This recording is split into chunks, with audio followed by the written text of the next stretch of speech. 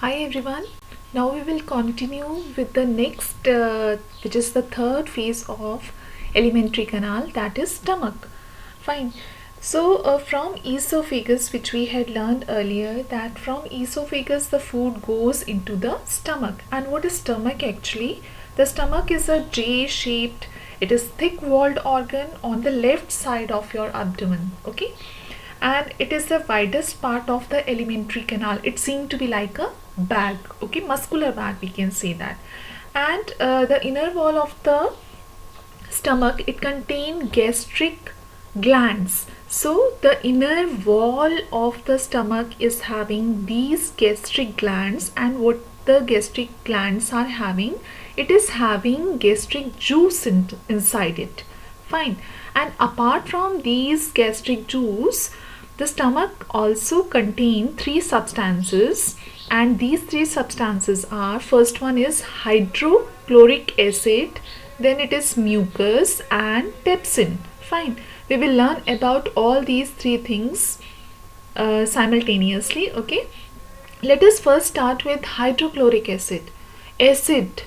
Do you remember acid is something which is very corrosive and harmful? Are you expecting that you are having acid inside your stomach?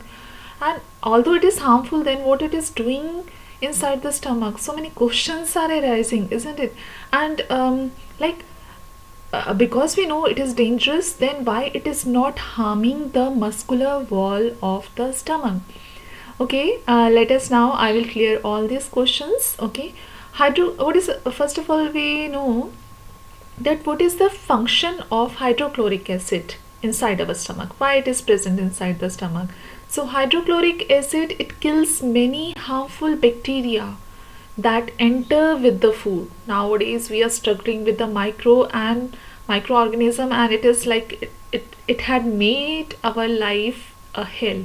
So silly microorganisms, they are still creating so many cause inside our stomach also. So to kill them, for defensive purpose, we are having a fighter inside our body, that is hydrochloric acid, which is present in the stomach, right? And it makes the medium in the stomach acidic, because acid is here. So it what it generate, it create a acidic medium inside the stomach. Why acidic medium is required? Because in acid we know the enzyme. Do you remember what is enzyme? Yes, enzymes are the catalyst which speed up the chemical reaction in the body. So because of this acidic medium, the action of enzyme, it get enhanced, it speed up. Okay, so that's why this is all about hydrochloric acid. Now the second one is mucus. Mucus is very, very important, because the main function of the mucus is to protect the inner wall, the muscular wall of the stomach from the hydrochloric acid. So mucus act as a sheet or a protective layer between the hydrochloric acid and the muscular lining of the stomach. Now, who protect us from the hydrochloric acid, corrosiveness of the acid? That is mucus. Okay, now come to the last one, that is pepsin. Student, pepsin is the enzyme. Just recall, what is the enzyme which is present inside the salivary gland, which is present inside the saliva? Which enzyme? Do you remember? Amylase. So enzyme is converting the complex form into the simple form. Similarly, here the enzyme which is present inside the stomach, that is pepsin. And what is the role of the pepsin? It converts the complex form, that is the proteins, into peptones. Okay, and further it also get into a more simpler form. So here the pepsin digests the protein in the food to form simple soluble substances, which we call peptones. Okay, so student, consequently the food get converted into the partially digested food. We call it semi-solid food, and this is also called as chyme. And and the chyme leaves the stomach and enters into the next phase that is called as small intestine. Okay, now let us know about small intestine. The small intestine is the longest part of the alimentary canal, and it is near about 7.5 meter. Can you imagine 7.5 meter long tube inside in our body? 7.5 approximately. If you remember, we had done measurement in class 6th. Okay, 1 meter approximately means if you stretch one arm, that is approximately 1 meter. And can you imagine 7.5 meter inside, and it is arranged in the form of a coil.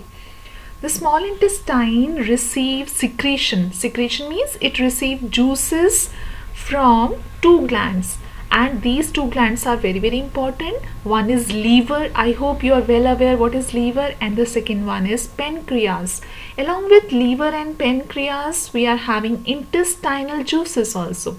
Let us know more about this. So the process of digestion, it completes in the small intestine.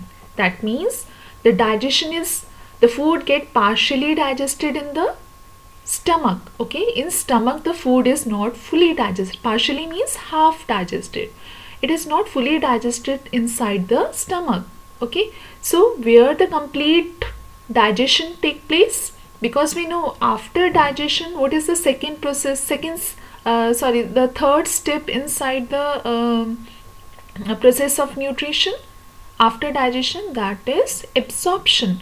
So complete digestion, where complete digestion take place, that is the small intestine. Okay, now let us know the two organs, the two glands, that is liver. So liver is a reddish brown gland situated in the upper part of the abdomen on the right side.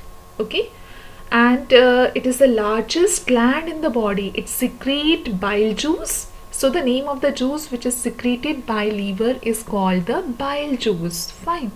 And this bile juice stores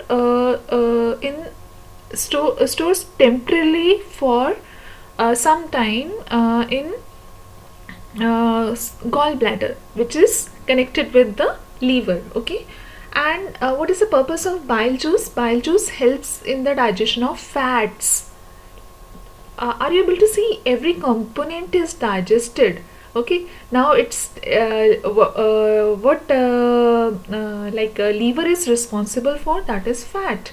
That means fat are present in a big droplets in the food, and because we are not able to digest it easily, so bile juice break down these big droplets into small droplets and make their digestion possible and easier for absorption. Okay, the next one is the pancreas, and pancreas is secreting pancreatic juice. Fine.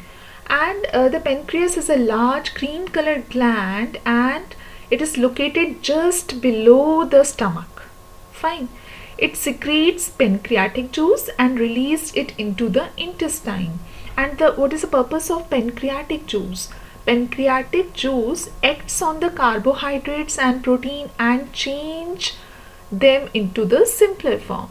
Okay, now the next one is intestinal juice. See student, intestinal juice is very, very important. The partially digested food now reaches the lower part of the small intestine. Fine. And digestion which start in the mouth is completed in the small intestine.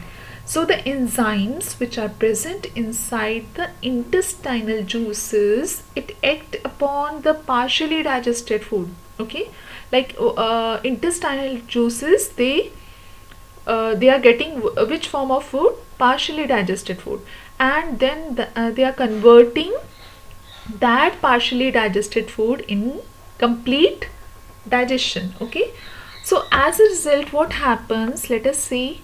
The first one is that carbohydrate, which is the complex form, it is converted into the simplest form, that is called the glucose. And finally the second one, that is fats. So fats, with the help of bile juice, it is converted into the simple form. And what is the simple form of fat? That is called as fatty acid and cholesterol. So What is glucose? Simple form of carbohydrate. What is fatty acid and glycerol? Simple form of fats. Okay, and the next one is proteins.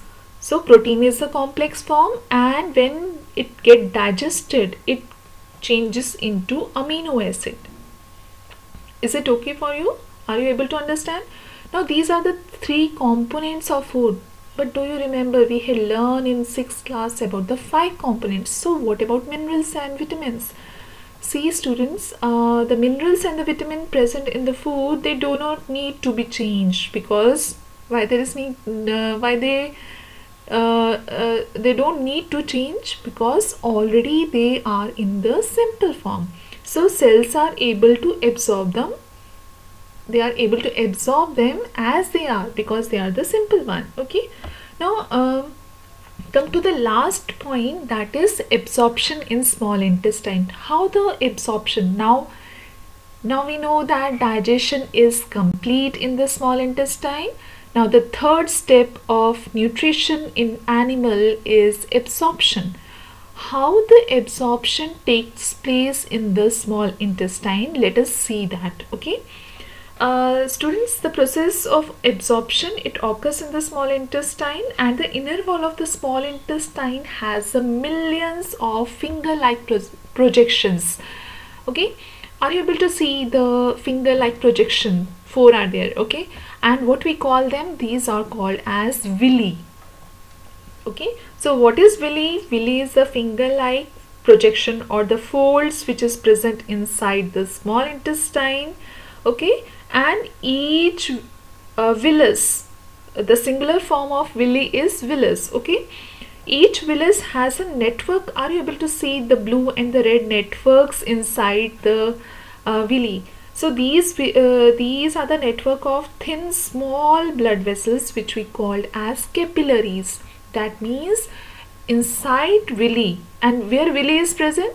In the small intestine. So small intestine has villi, and villi is having blood vessels, okay, which we call them capillary. And these blood vessels are what they contain, what the blood vessels are containing. Vessel means pipe like structure. So blood vessels means these pipes are containing blood inside it.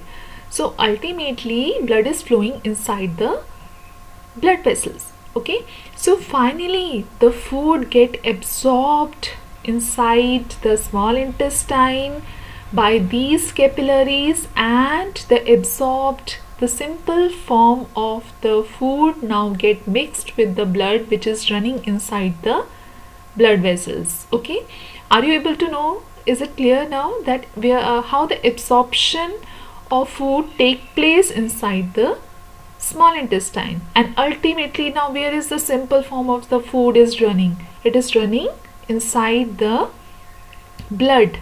Okay, it is now from here it is going to the other parts of the body that we will learn in the next session. I know today it is little bit more, but gradually we will increase the session. That's it for today. Take care and stay blessed.